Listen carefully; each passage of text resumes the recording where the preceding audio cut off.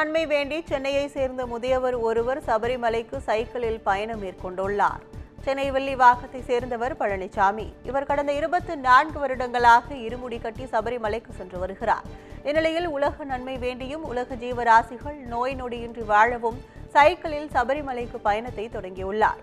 வரும் 13ஆம் தேதி சபரிமலையில் ஜோதி தரிசனம் காண செல்வதாகவும் மீண்டும் சைக்கிளிலேயே சொந்த ஊர் திரும்ப இருப்பதாகவும் அவர் தெரிவித்துள்ளார்.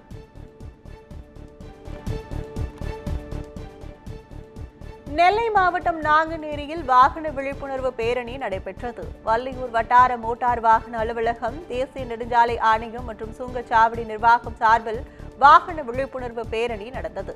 இந்த பேரணியில் வாகன ஓட்டிகளுக்கு விழிப்புணர்வு வாசகங்கள் அடங்கிய துண்டு பிரசுரங்கள் வழங்கப்பட்டன. இந்த பேரணியை நாங்குநேரி ஏஎஸ்பி பிரசன்னகுமார் கொடியசைத்து துவக்கி வைத்தார்.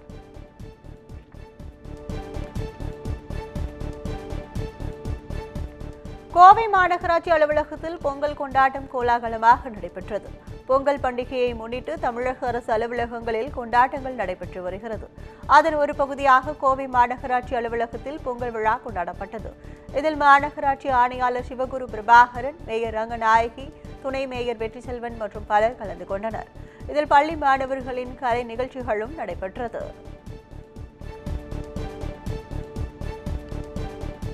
ஈரோடு மாநகராட்சி அலுவலகத்திற்கு தேர்தல் பணியாற்ற வந்த நெடுஞ்சாலைத்துறை பணியாளர் திடீரென மயக்கம் அடைந்து விழுந்ததால் பரபரப்பு ஏற்பட்டது.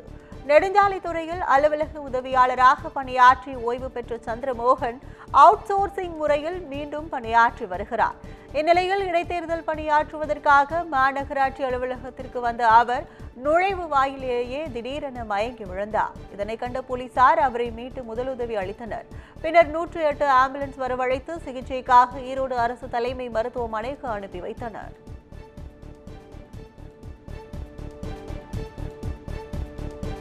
கோவை மாவட்டம் மேட்டுப்பாளையத்தில் தனியார் பேருந்து ஒன்று பிரேக் பிடிக்காமல் இருசக்கர வாகனம் மீது மோதி விபத்துக்குள்ளானது. வைகுண்ட ஏகாதசியை முன்னிட்டு மேட்டுப்பாளையம் பேருந்து நிலையத்தில் பயணிகள் அதிக அளவில் இருந்தனர். அப்போது மேட்டுப்பாளையத்தில் இருந்து காரமடைக்கு செல்லும் தனியார் பேருந்து புறப்பட தயாரானது. அப்போது பேருந்தில் திடீரென பிரேக் பிடிக்காததால் முன்னால் சென்ற இருசக்கர வாகனத்தின் மீது மோதி விபத்துக்குள்ளானது. இதில் வாகன ஓட்டி அதிர்ஷ்டவசமாக உயிர் தப்பினார்.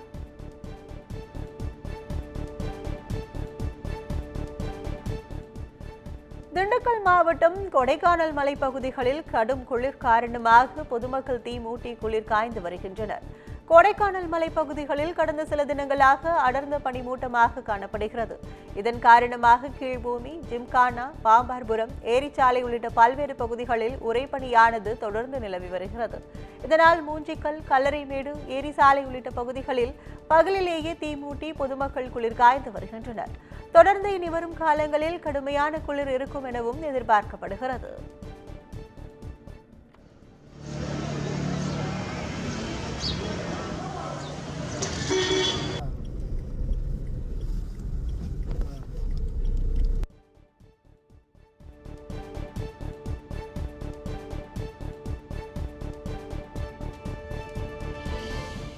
பொங்கல் பண்டிகையை முன்னிட்டு கோவையில் ஆம்னி பேருந்து உரிமையாளர் சங்கத்தினர் நிர்ணயிக்கப்பட்ட கட்டணம் குறித்தான பட்டியலை வெளியிட்டனர். வருகிற 14ஆம் தேதி பொங்கல் பண்டிகை கொண்டாட உள்ள நிலையில் பொதுமக்கள் சொந்த ஊர்களுக்கு படையெடுக்க தொடங்கியுள்ளனர். இதனால் அரசு பேருந்து மற்றும் ரயில்களில் டிக்கெட்டுகள் காலியாகிவிட்டதால் ஆம்னி பேருந்துகள் கட்டணம் 3 மடங்கு உயர்த்தப்பட்டுள்ளதாக மக்கள் புகார் தெரிவித்தனர். இந்நிலையில் கோவையில் மாவட்ட ஆட்சியர் தலைமையில் அனைத்து வட்டார போக்குவரத்து அலுவலர்கள், தமிழ்நாடு அரசு போக்குவரத்து கழகம் மற்றும் போக்குவரத்து காவல்துறையினருடன் சிறப்பு கூட்டம் நடைபெற்றது. இதில் அதிக கட்டணம் வசூல் செய்யும் ஆம்னி பேருந்துகள் சிறைப்பிடிக்கப்பட்டு உரிய நடவடிக்கை எடுக்கப்படும் என தெரிவிக்கப்பட்டுள்ளது. இது தொடர்பாக ஆம்னி பேருந்து உரிமையாளர் சங்கத்தினர் நிர்ணயிக்கப்பட்ட கட்டணம் குறித்தான பட்டியலை வெளியிட்டுள்ளனர்.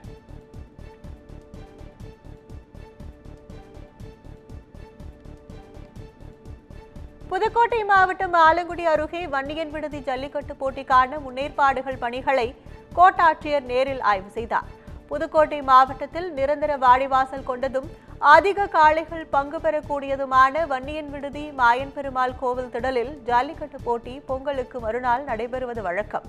ஜல்லிக்கட்டு போட்டிக்கான முன்னேற்பாடுகள் மற்றும் பாதுகாப்பு பணிகள் குறித்து புதுக்கோட்டை கோட்டாட்சியர் நேரில் ஆய்வு மேற்கொண்டார்.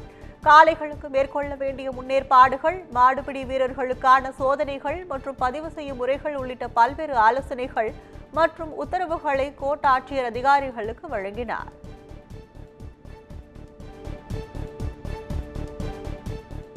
திண்டுக்கல் மாவட்டம் நத்தம் அருகே தூங்கிக் கொண்டிருந்த விவசாயி வெட்டி கொலை செய்யப்பட்ட சம்பவத்தில் 2 பேர் கைது செய்யப்பட்டனர்.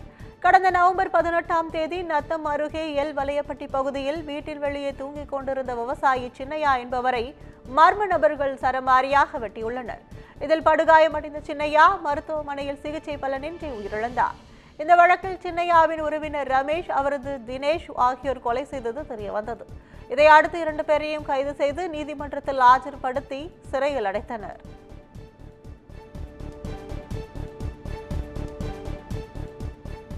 பொங்கல் பண்டிகையை முன்னிட்டு கிருஷ்ணகிரி குந்தாரப்பள்ளி ஆட்டு சந்தையில் 6 கோடி ரூபாய்க்கு ஆடுகள் விற்பனையாகியுள்ளது. குந்தாரப்பள்ளியில் நடைபெற்ற வாராந்திர ஆட்டு சந்தையில் பல்வேறு மாவட்டங்களைச் சேர்ந்த வியாபாரிகள் விற்பனைக்கான ஆடுகளை கொண்டு வந்திருந்தனர். இந்நிலையில் பொங்கல் பண்டிகைக்கு 3 நாட்களே உள்ள நிலையில் சந்தையில் குவிந்த ஏராளமான வியாபாரிகள் ஆர்வமுடன் ஆடுகளை வாங்கி சென்றனர். இந்நிலையில் சந்தையில் சுமார் 10,000த்திற்கும் மேற்பட்ட ஆடுகள் விற்பனைக்கு கொண்டு வரப்பட்ட நிலையில் சுமார் 6 கோடி ரூபாய்க்கு வர்த்தகம் நடைபெற்றதாக வியாபாரிகள் தெரிவித்தனர்.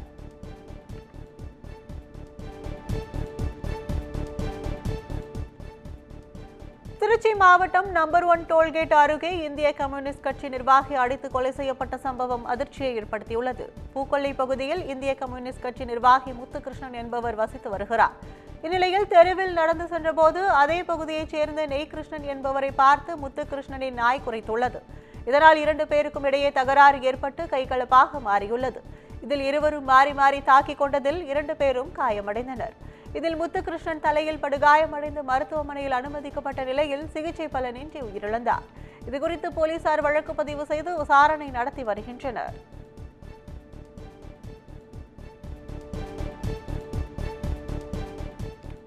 திருப்பத்தூர் மாவட்டம் நாற்றம்பள்ளி அருகே முதியோர் உதவித்தொகை பெறுபவர்களிடம் மாதந்தோறும் 50 ரூபாய் பிடித்தம் செய்வதாக குற்றச்சாட்டு எழுந்துள்ளது.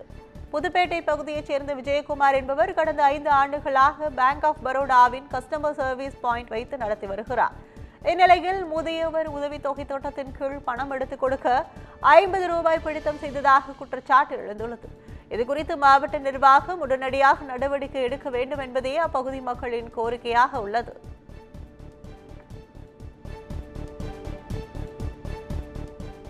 சென்னை அம்பத்தூரில் சாலையில் இருசக்கர வாகனம் தீப்பற்றி எரிந்த சம்பவம் பரபரப்பை ஏற்படுத்தியுள்ளது.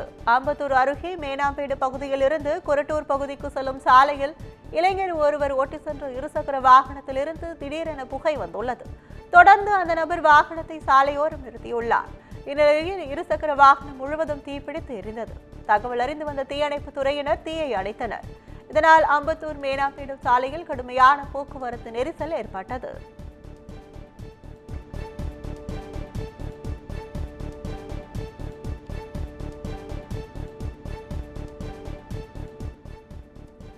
விழுப்புரம் மாவட்டம் திண்டிவனத்தில் வீட்டை வாடகை எடுத்து பாலியல் தொழிலில் ஈடுபட்ட பெண் உட்பட 2 பேரை போலீசார் கைது செய்துள்ளனர். திண்டிவனம் அனைத்து மகளிர் காவல் நிலைய ஆய்வாளருக்கு கிடைத்த ரகசிய தகவலை அடுத்து ஐயாசாமி தெரு பகுதியில் போலீசார் ஆய்வு மேற்கொண்டனர். அப்போது அந்த பகுதியில் உள்ள ஒரு வீட்டில் 3 பெண்கள் மற்றும் 2 ஆண்கள் இருந்துள்ளனர். அவர்களிடம் நடத்திய விசாரணையில் பெண்களை வைத்து பாலியல் தொழிலில் ஈடுபட்டு வந்த பெண் உட்பட 2 பேரை கைது செய்து நீதிமன்றத்தில் ஆஜர்படுத்தி சிறையில் அடைத்தனர்.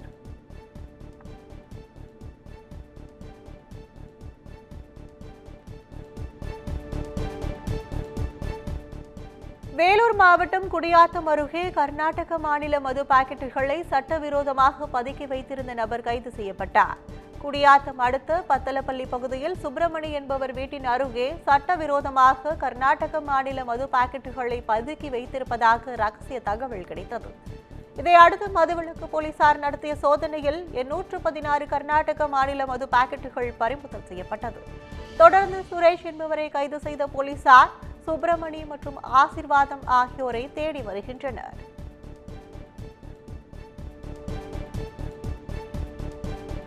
திண்டுக்கல் மாவட்டம் நத்தம் அருகே அரசு வேலை வாங்கி தருவதாக 12 லட்சம் ரூபாய் மோசடி செய்தவர் கைது செய்யப்பட்டுள்ளார். நத்தம் கோவில்பட்டி செல்லம்பிள்ளை தெருவைச் சேர்ந்த சந்திரன் என்பவரின் மகள் ரேஷ்மா அரசு வேலைக்கு முயற்சித்து வந்துள்ளார். இதனிடையே நண்பர் மூலம் பழக்கமான முருகன் ரேஷ்மாவுக்கு அரசு வேலை வாங்கி தருவதாக கூறி சந்திரனிடம் இருந்து 1 லட்சம் ரூபாயை வாங்கியுள்ளார். ஆனால் அரசு வேலை வாங்கி தராமல் ஏமாற்றியுள்ளார். இது குறித்து சந்திரன் அளித்த புகாரை அடுத்து வழக்கு பதிவு செய்த போலீசார் முருகனை கைது செய்தனர். கைது செய்யப்பட்ட முருகன் திண்டுக்கல் ஊராட்சி ஒன்றிய அலுவலகத்தில் தொழில்நுட்ப உதவியாளராக பணிபுரிந்து வந்த நிலையில் தற்போது பணியிடை நீக்கம் செய்யப்பட்டுள்ளார்.